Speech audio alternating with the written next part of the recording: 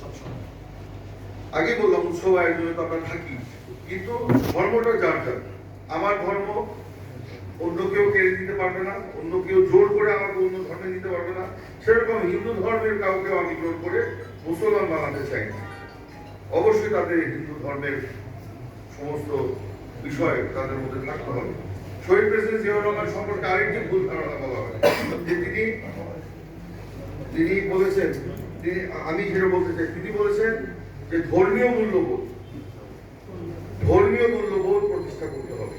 ধর্মীয় মূল্যবোধ মানেটা কি? যারা মুসলমান তাদের জন্য ইসলামী মূল্যবোধ, যারা হিন্দু ধর্মের তাদের জন্য হিন্দু ধর্মীয় মূল্যবোধ, যারা বৌদ্ধ তাদের জন্য বৌদ্ধ ধর্মীয় মূল্যবোধ, যারা খ্রিস্টান তাদের জন্য খ্রিস্টান ধর্মীয় মূল্যবোধ।